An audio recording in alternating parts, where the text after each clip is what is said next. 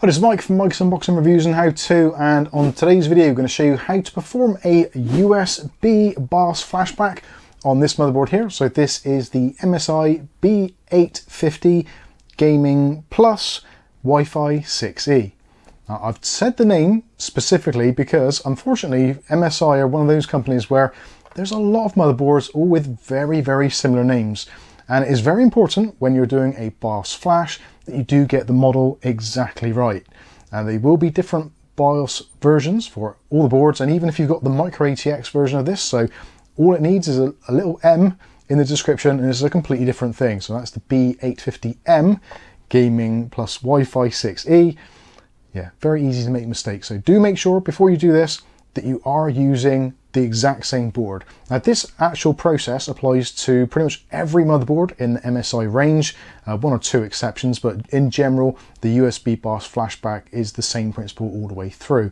Now we make these videos individually, so if people search for their specific board they can find them nice and easily, but this video is also useful for other models within the range. Obviously you will need a different BIOS version or different file, but other than that it's pretty much the same. Now, I will say as well, you don't necessarily have to do it in this particular way. So using the USB BIOS flashback with a bare board, you can, if you want to, flash the BIOS. If you've got your system built and you've actually managed to get to the BIOS screen, you can flash the BIOS from actually inside the BIOS itself.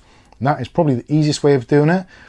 This is ideally for people who've bought maybe a new motherboard, just want to get it up to date before they do their build, or perhaps you've purchased a processor which isn't potentially supported by your motherboard straight out of the box. Now with MSI, unfortunately, it's very difficult to kind of validate when the board was made and what version is actually on the board. So in general, I tend to do this just as a matter of course, just so that I know the latest BIOS is on there and also that the board works. This is a good means of testing the motherboard before you go ahead and do your full build. If for some reason your motherboard won't flash, there's a really strong chance that it's not going to boot up at all. So this is a really good thing to do before you do your full build. So things that you're going to need for this process, something to put your motherboard on. If it's in the case, that's absolutely fine. I'm going to use the box that the motherboard came in. Obviously you need the board itself. Also you'll need a USB flash drive of 32 gigabytes or less. Now the reason for that is because it needs to be formatted to FAT32. That is the only file system that the BIOS flashback utility actually recognizes. So you will need to do that. If you've got a larger drive, you can create a smaller FAT32 partition on that drive, but it's a little bit hit and miss whether or not it works. Essentially, I would say get yourself a little drive. It can be as small as like a 1 gig drive. It doesn't really need to be very big at all. The actual BIOS file is only 32 megabytes. So yeah, you can get away with a much smaller drive, but 32 gigabytes is the maximum. You'll also need some power to the motherboard. So we've got a power supply here. This is a ITX type 1, but you can use full-size power supplies. Obviously, whatever you've bought for your systems are going to be fine. And when it comes to connectivity, you'll need the 24-pin main power connector and also the 8-pin CPU or EPS connection. Also, you'll need a working PC running Windows, ideally, so you can actually go onto the internet and download the BIOS. Alternatively, you can go to your local library or a friend's house, whatever, and download it there if you want to. It doesn't really make a difference. Unfortunately, it's a little bit more difficult to do on Macintosh due to the file systems, so ideally, if you can, do it on a PC. Other than that, it's just really identifying the parts on the board that you need to connect up. So on this particular motherboard, as you can see, we've got our main 24-pin power connector on this side here. And at the very top, you've got two inputs there for your EPS or CPU power. You can use either one of them or both if you wish. The choice is entirely up to you. Also, it's probably worth identifying on the back of the motherboard the actual ports and also where the button is. So on this particular board, you've got two buttons here. This is a very common thing on MSI boards, especially from 2024 and onwards. And to actually identify which port you need to plug the USB stick into, generally on the IO shield, it will say there is a little rectangle around the outside of this port. You're probably getting a close-up of it on the screen, and it does say BIOS flashback. So when we're actually doing the flash, it's going to be in this port here, and we'll have to press the BIOS button on the side there. So that is pretty much it for an intro. The next thing to do is we'll head over to the computer, we'll download the file, I'll show you how to prepare the USB drive and also how to set up the file so it's correct for the flashing process. And then after we'll come back and we'll actually show you how the flash is done and what process that takes. Okay, so here we are on our Windows desktop. I've already got the motherboard page up. I'll put a link for this in the video description as well, as I will for some of the other components we're using, flash drives, etc., and links to other videos, so do check those out for more information. I'm going to stick our USB drive into the computer, and ideally, if you can, put it into a port on the back of the machine rather than the front to avoid any potential data corruption, but if you don't have the choice, then the front panel should be okay. So make sure, again, validate you're on the exactly right version for your motherboard. So this is the B850 Gaming Plus Wi-Fi 6E. There is a different version, the Gaming Plus Wi-Fi 7. There's also the Micro ATX versions, etc. Ideally, just look at the board and do a quick visual inspection, just to make sure that it looks like what you've got. So next thing to do is to download the BIOS. So if we go to the support tab, and you've got options here for drivers and downloads. So we'll go to the BIOS tab, which is on the left here, and you can see which versions are available. Now, as this is a relatively new board, there's not a great deal of BIOSes actually been released. In most cases, I would say go for the very newest one, because that is going to be the latest AGESA codes and also improved compatibility. If you're on a motherboard which is maybe a couple of years old, you may not be able to always go for the very latest version. You may have to kind of upgrade in steps. Normally somewhere about a year to 6 months between them, if at all possible. If for some reason your BIOS flash doesn't work, just try to use an older version and keep on going until it actually finds one that is compatible with. Mostly you should find that the most latest one is going to be okay, but I did just want to make you aware that potentially if you are getting problems, just try an older version. So let's click on the download button and we'll save this to our Windows desktop. Now this is going to be in a compressed folder. So we can minimize this now because that's finished downloading. And there we are on our desktop. So we're going to right click on this and we're going to choose extract all. And you'll get the wizard coming up here showing you what to do. Just click on extract and you'll get a new folder with the BIOS file actually inside this folder. You might get another folder or file in there with a text document or other things, but the one we want is this one here, which is 32 megabytes in size, or 32,768 kilobytes to be precise. And at the moment, this file is in the correct format if you're updating from the BIOS itself. But if you want to use the USB BIOS Flashback on a system using the flashback button, you will need to rename this file. Now, if for some reason you cannot see the file extension on this particular file, you can go to View and then Show, and then you can choose File Name Extensions if you haven't done already.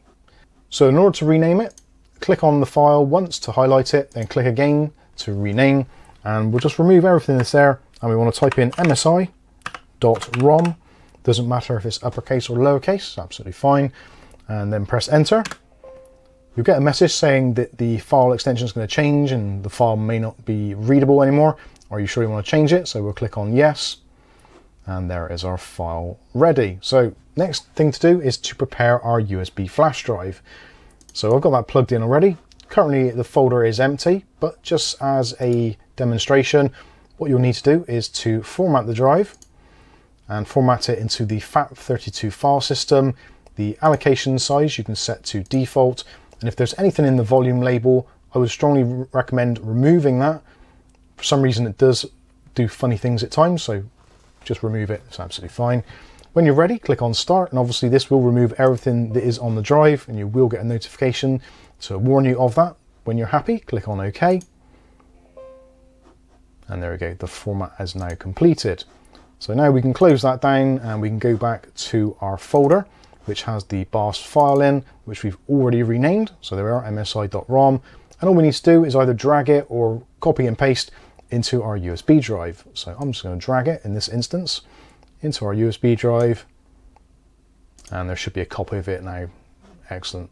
Of course, if you want to, you can right click and choose copy, paste, etc. Choice is entirely up to you. But that is pretty much it done for this side of things. So now let's remove the USB drive and we'll head over to our little test bench setup. Right, so now we're ready to connect everything up. So we'll put our USB drive in first of all. So that goes into the port on the back, which actually has the rectangle around it. So hopefully you can see that on the screen there, and I'll probably use some close-ups as well. And also again, just make sure that you've got the right one. So the BIOS flashback button is the one on the bottom. The one above it is for the CMOS reset. You'll find that the actual BIOS update button is a little bit smaller and slightly more recessed, so you can differentiate between the two. So we can plug our USB drive into our motherboard there, and also we need to connect up the power. So first of all, we'll connect up the EPS connection. So from our power supply, get your 8-pin and plug it into either one of the two ports. Choice is entirely up to you. Doesn't really make a great deal of difference. And then also you'll need to plug in your CPU power, which is the main 24-pin one on the side. Let's make sure that's clicked in nice and firmly. So that's all good. Then we can plug in the power to our power supply. And we'll turn it on. And we're pretty much ready to go. So all we need to do now is to press and hold the BIOS flashback button, which is on the bottom there. Hold it in for about 3 seconds or so and wait for some form of illumination. On this board, I think it's actually visible from the rear. Maybe it's visible from the side as well.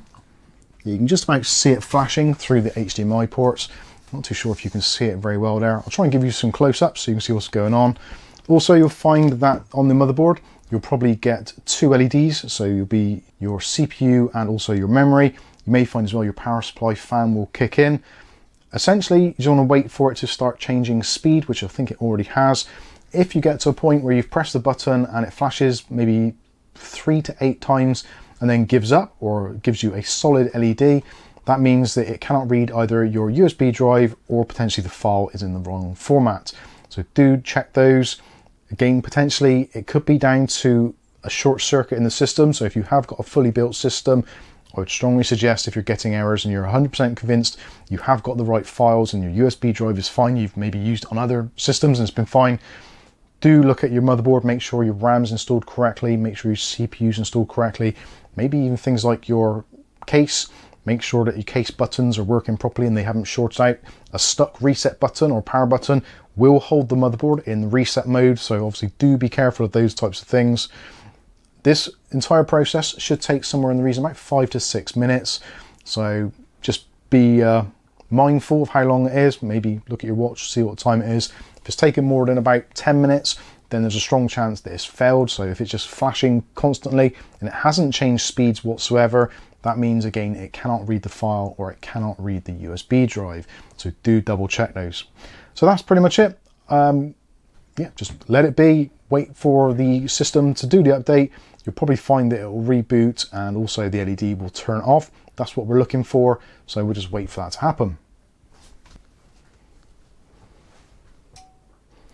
And there we go, power supply has clicked off and the LED has gone out. So the system's going to try and reboot, which obviously it can't because there's no CPU and no RAM. So we've got our error lights, which are on the motherboard, but the USB is now extinguished on the side there. So that's great. So we can turn off the power supply. Hear it click off again and the lights have gone out, so now we can remove the USB drive and that is it. We're pretty much done. So there we go, that is the USB flash completed. Obviously now at this point you can assemble your build and check it all if you want to before you put it into your PC case. If it's already in your case and you've left it all assembled, then excellent stuff, you've cut out a lot of work. So there you go, pretty much easy thing to do. Just do obviously some of the steps. It's a very simple thing to do. And if you look at it on paper, yes, it is very easy. Download the BIOS, rename it, put it onto a USB, flash it. But there are lots of little things which can catch you out. So that's why we make these videos. So hopefully help some of you out. And it seems they do. Obviously, if you get any more problems, feel free to head over to our Discord and we can discuss it there in more detail. Or of course, as always, you can leave a comment in the comments section below.